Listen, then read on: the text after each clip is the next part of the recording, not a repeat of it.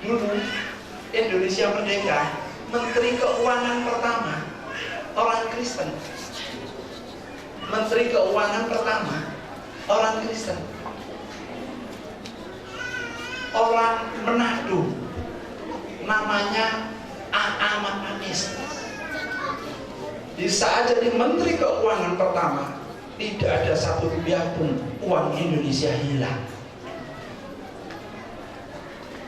Saya ingatkan, di saat Indonesia dipimpin Menteri Keuangannya oleh orang Kristen, satu rupiah uang Indonesia tidak hilang.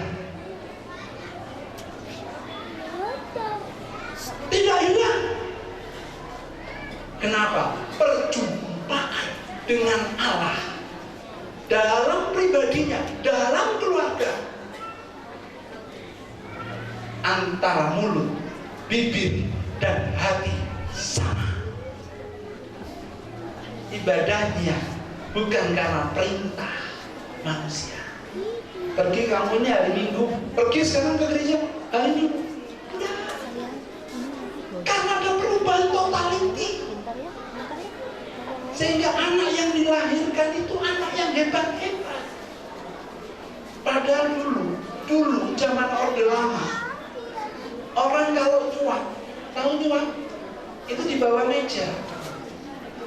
Orde Baru di atas, Orde Reformasi mejanya hilang.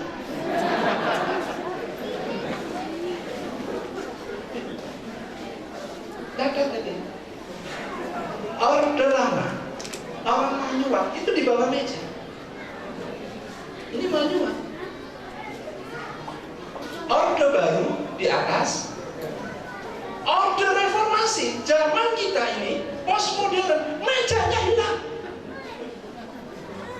Bapak Ibu, saya pernah ke Taiwan. Taiwan itu tidak ada orang Kristen, ada kecil sekali. Orang ateis banyak di Taiwan. Teman saya, HP ketinggalan di taksi menuju hotel dari bandara, HP ketinggalan. Setelah masuk kamar, HP mana? Waduh, ketinggalan di taksi. 30 menit di telepon sama resepsi hotel. Pak, HP Bapak ketinggalan. Ini diantar sama supir taksi. Turun, dikasihkan. Ini suruh tanda tangan. Karena negara akan mengganti bensinnya supir taksi, mengembalikan HP. Itu negara yang tidak berakal. Indonesia yang menyatakan negara beragama, barang yang ada hilang semuanya.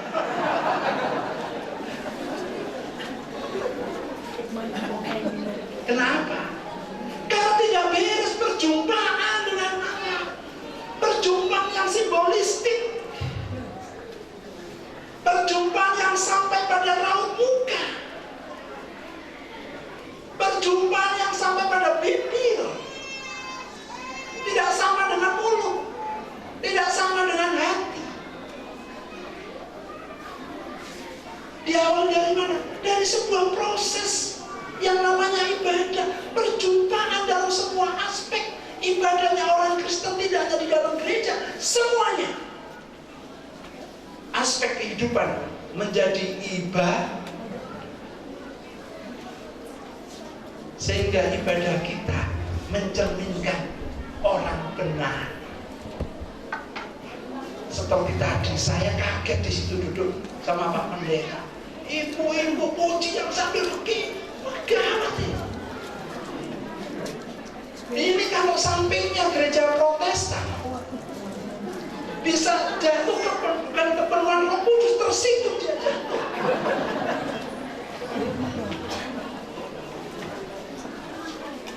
Saya kaget tadi, saya kaget.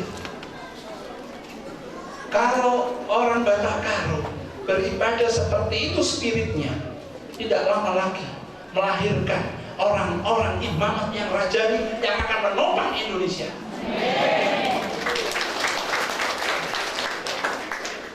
Mari kita lihat 1 Timotius 1, cermin dari sebuah ibadah yang itu adalah bagian daripada pertemuan kita. Timotius 1 ayat yang ke Titus Titus pasal 1 ayat yang ke-1.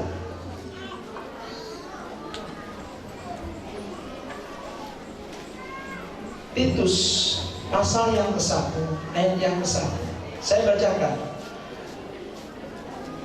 Dari Paulus, hamba Allah dan Rasul Yesus Kristus, untuk memelihara iman orang-orang pilihan Allah dan pengetahuan akan kebenaran seperti yang nampak dalam ibadah kita.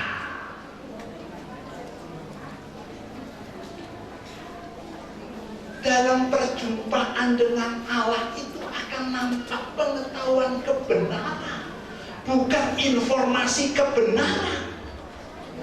Di saat keluarga, di saat masing-masing keluarga bertemu dengan Allah, itu yang muncul pengetahuan akan kebenaran, bukan informasi kebenaran. Apa bedanya? Kalau pengetahuan kebenaran tadi disampaikan, takut akan Tuhan, menjalankan perintah, itu pengetahuan. Kalau informasi, hari ini banyak kebenaran hanya dikemas dalam informasi kebenaran. Bapak Ibu sakit batuk seperti saya, cari obat batuk. Pak, saya beli obat batuk A, dikasih Pak. Kita baca, obat batuk A diminum sehari 3 kali, simpan di tempat yang kering. Ini namanya informasi kebenaran. Benarnya mana? Di saat kita minum. Tapi kalau kita baca informasi kebenaran tanpa diminum obat, nggak sembuh. Artinya perjumpaan itu harus sampai pada hakikatnya kebenaran. Siapa? Yesus. Sehingga itu tercermin dalam setiap ibadah kita. Di saat pujian dinaikkan, tangan bergoyang, kaki bergoyang, rambut juga bergoyang. Tidak pernah hatinya bilang gini, di rumah ini ada kompor yang belum dimatikan, sehingga berhenti berdoa, Tuhan kompor. Bukan itu perjumpaannya. Di saat kita bergoyang, yes Tuhan, Engkau luar biasa, Engkau dahsyat, Engkau sungguh luar biasa. Teringat, waduh jam 2 tadi, aku janji mau jual jeruk ini 1 truk. Tuhan, tinggal kita sebenarnya tidak paham apa itu pengetahuan kebenaran. Kita hanya sampai pada yang namanya informasi kebenaran. Tidak pernah berjumpa dengan Allah, sehingga tidak ada perubahan secara totaliti. Sehingga istri kita, suami kita tidak pernah menjadi orang yang takut akan Tuhan. Anak kita tidak seperti tunas zaitun di sekeliling meja makan kita. Istri kita tidak menjadi pohon anggur yang berbuah lebat di dalam rumah, bukan di luar rumah. Itu perjumpaan ini. Anak kita kemana-mana diberikan hikmah, karena sejak dari mulai kecil ibadahnya perjumpaan dengan Tuhan ditata, diberikan kebenaran. Dahsyat, luar biasa. Tidak mungkin kita dikalahkan oleh siapa. Kenapa kita dikalahkan? Karena hari ini kebenaran kita hanya sampai pada informasi. Gembala di tempat ini menyampaikan, gembala di tempat ini menyampaikan pengetahuan kebenaran, bukan informasi kebenaran. Pendeta kita bukan sebagai apoteker yang jual obat batuk tapi sambil batuk-batuk. Beli ini obat saya Pak, beli. sambil batuk. Katanya si pembeli minum sendiri. Bapak Ibu, pertemuan, perjumpaan dengan Allah. Dalam hal ini saya fokuskan kepada ibadah. Harus mulai benar. Mulut, bibir, hati benar. Kalau sudah seperti itu, tanda yang lain antar keluarga akan terjalin hubungan yang erat. Kita lihat cara hidup jemaat mula-mula di Kisah Para Rasul 2 ayat 46.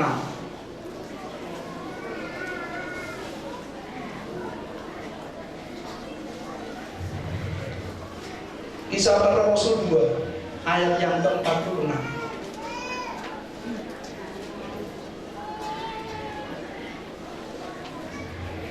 Saya bacakan perikopnya cara hidup jemaat yang pertama. Dengan bertekun dan dengan sehati mereka, keluarga-keluarga, berkumpul tiap-tiap hari dalam bait Allah, dalam gereja. Mereka memecahkan roti di rumah masing-masing secara bergilir dan makan bersama-sama dengan gembira dan dengan tulus hati.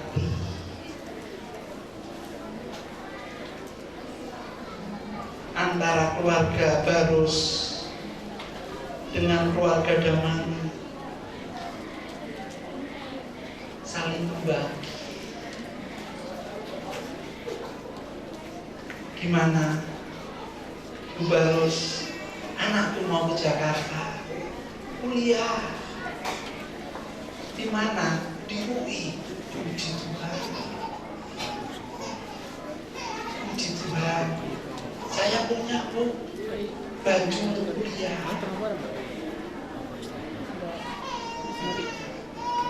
Bukan malah sebaliknya.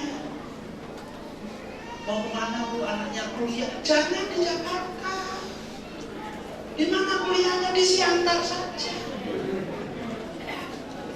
Tidak dipengaruhi untuk jauh. Satu dengan yang lainnya saling menopang. Satu dengan yang lainnya saling menolong. Satu dengan yang lainnya saling menyelesaikan. Itu yang saya katakan perubahan total.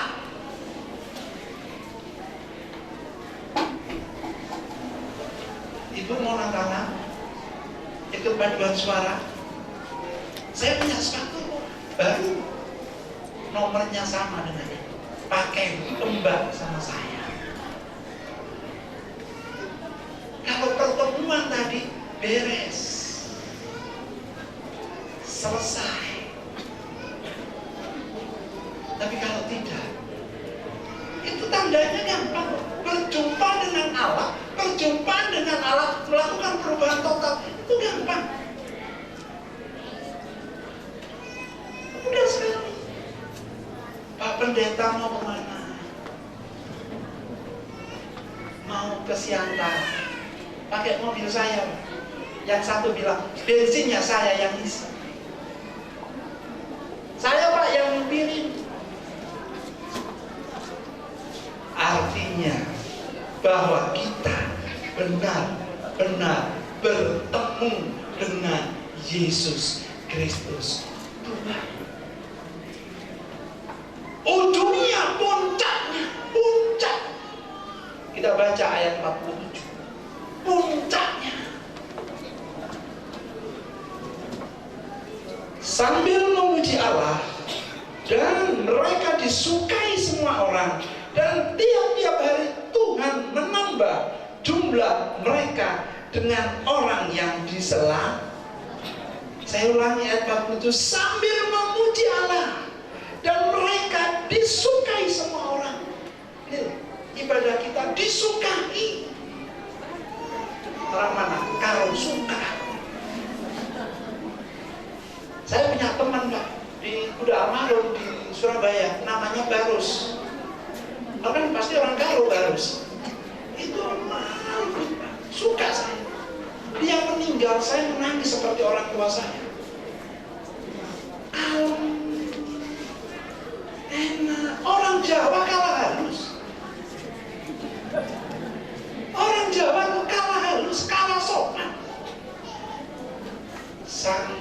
India sopannya disukai oleh bupati waktu itu di Sidoarjo. Jadi kepala dinas pertama orang Kristen di Kabupaten Sidoarjo orang Barus. Namanya Barus, orang Karu. Satu-satunya kepala dinas orang Kristen sampai hari ini orang Karu di Kabupaten Sidoarjo yang ada lapindonya itu. Ini loh Pak. Sambil memuji Allah, ibadah kita disukai, kita keluar disukai. Dan apa? Tiap hari Allah sendiri menambahkan siapa? Orang yang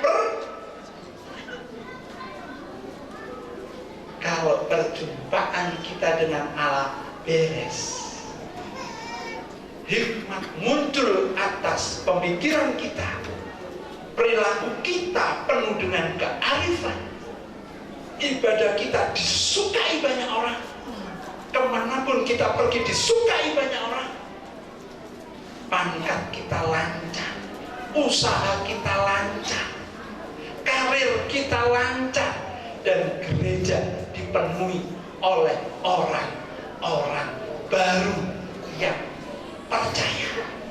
Siapa yang membawa? Allah sendiri. Kita tidak usah teriak, ikut Yesus, tidak perlu. Kita tidak perlu perbandingan agama. Agama sana jelek, aku bagus, tidak perlu.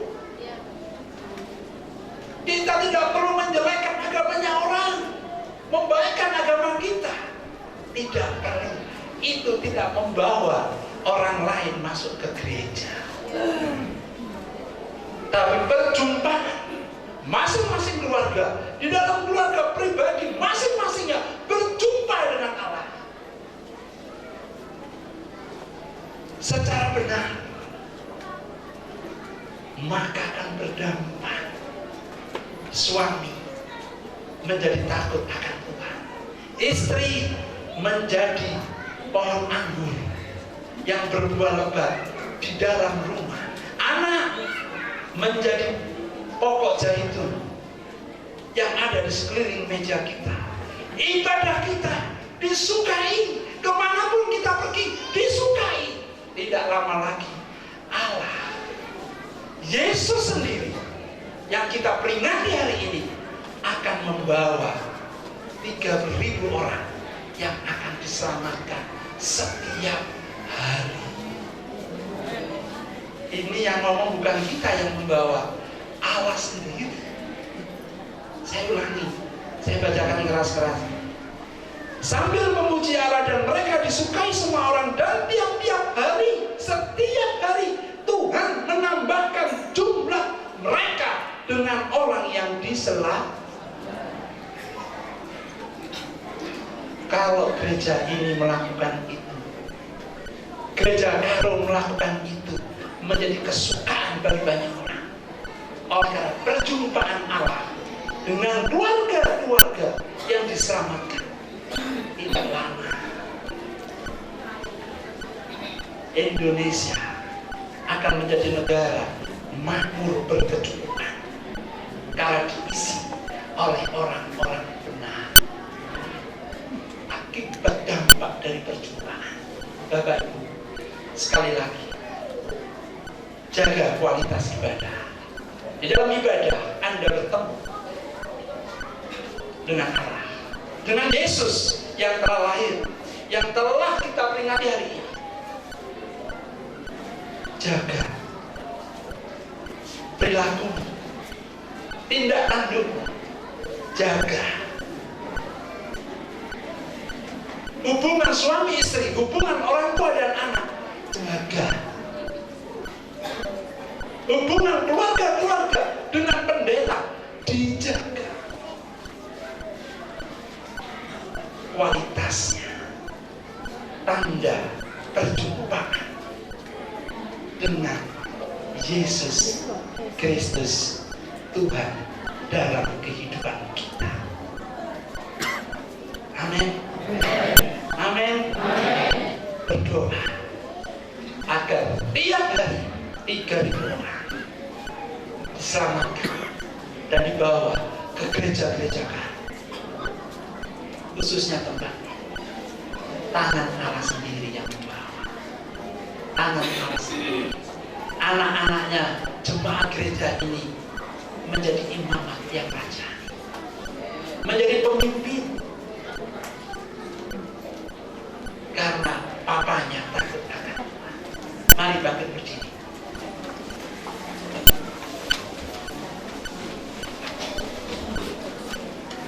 Terima kasih Tuhan, terima kasih. Engkau sungguh aku, Engkau sungguh mulia, Engkau besar, Engkau besar. Engkau sendiri dengan tanganmu memakai kami berjumpa denganmu di dalam peribadatan kami. Ibadah kami tidak hanya di dalam gereja, tapi setiap aspek kehidupan kami adalah ibadah kami. Karena kami mempersembahkan tubuh ini di hadapan sebagai persembahan yang harum. Tuhan Yesus, Engkau telah berfirman atas kami. Kami berdoa, biarlah Tuhan Engkau tunjuk gereja Karo, khususnya tempat ini, untuk melahirkan imamat yang rajani. Engkau Allah yang akan melahirkan orang-orang hebat dari tanah Karo,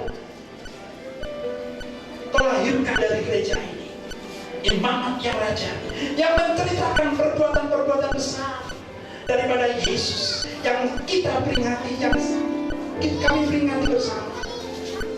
Tuhan, Engkau besar, Engkau besar, Engkau besar. Engkau memberkati semua keluarga-keluarga di tempat ini. Engkau jadikan suami yang takut akan Tuhan, istri yang seperti pohon anggur yang berbuah lebat di dalam rumah. Anak-anak Engkau jadikan seperti tunas pohon zaitun yang berada di sekeliling meja, dan Engkau tunjuk menjadi pemimpin menyelamatkan Indonesia, memberkati Indonesia. Lahirkan Tuhan dari Karo, lahirkan dari tanah Karo, lahirkan dari gereja ini, lahirkan dari gereja-gereja yang ada di tanah Karo. Terima kasih Yesus.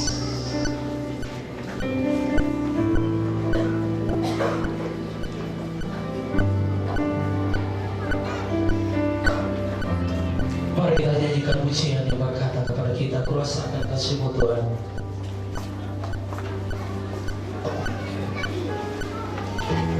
Kita masih dalam sebuah penyembahan pada saudara.